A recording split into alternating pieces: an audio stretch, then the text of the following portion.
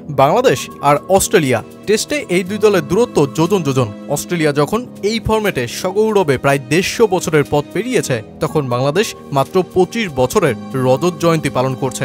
কোনো আঙ্গিকেই এই দুই দলের তুলনা যেখানে হয়ই না, সেখানে বাংলাদেশ এবার মাইটি অজিদেরই পেছনে ফেলে দিল। কি অবাক হচ্ছেন? ভাবছেন কিভাবে কি? আসলে অবাক হওয়ার কিছুই নেই। আলাদিনের চেরাগের দেখাও পায়নি টিম টাইগার্সরা, আর তাই তো রেকর্ডটা যে শোচনীয় ও লজ্জারই হবে সেটা হয়তো আঁচই করে ফেলেছেন। শ্রীলঙ্কার বিপক্ষে ইনিংস ব্যবধানে 78 রানে পরাজয়। টেস্টে এই পরাজয়কে বেশ লজ্জাজনকই ধরা হয়, কিন্তু বাংলাদেশ 8 মাসের মধ্যেই এই একই স্বাদ নিয়ে ফেলল দুইবার। আর 25 বছরের ইতিহাসে এটা 47তম ইনিংস ব্যবধানে পরাজয় বাংলাদেশের।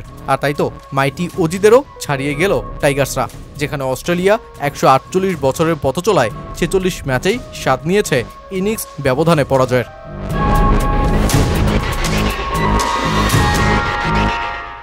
অবশ্য এই ম্যাচের পরাজয় নিয়ে খুব বেশি হতাশার প্রহরও জন্মায়নি টাইগার ক্রিকেটে।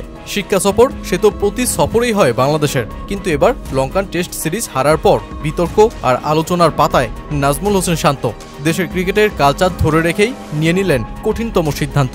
সিরিজ কিংবা ম্যাচের মধ্যেই অবসর কিংবা অধিনায়কত্ব ছাড়ার ঘটনা তো টাইগার ক্রিকেটে খুবই স্বাভাবিক।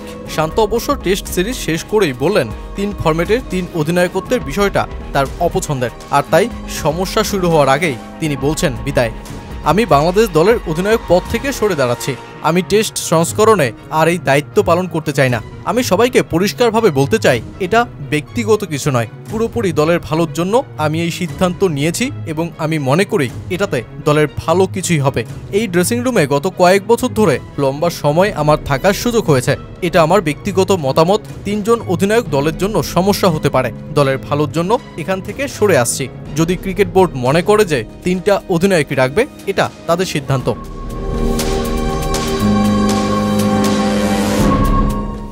নাজমুল হোসেন শান্ত এক প্রকার বোর্ডের সিদ্ধান্তের বিপরীতেই দাঁড়িয়ে গেলেন। বিসিবির নানা পরীক্ষা নিরীক্ষা ল্যাবরেটরি থেকে নিজেকে দিয়ে দিলেন অব্যাহতি, যা স্বাভাবিকভাবেই দেশের ক্রিকেটের অভিভাবক সংস্থা বিসিবির পছন্দ না হওয়ারই কথা।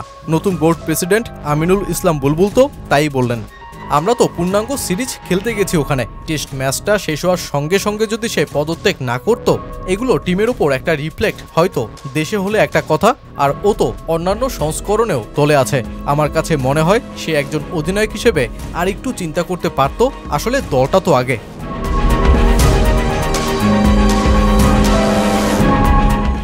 টেস্টে রজত জয়ন্তী পেরিয়ে সুবর্ণ জয়ন্তীতে পৌঁছতে টাইগার ক্রিকেট কতটা উন্নতি করবে কে জানে। তবে হলপ করেই বলা যায়, ক্রিকেটের চেয়ে ধুলো আর চমকপ্রদ সব বিতর্ক আর গবেষণা ঠিকই পারফরমেন্সকে উপড়ে ফেলে প্রতি ম্যাচেই নেবে জিতে।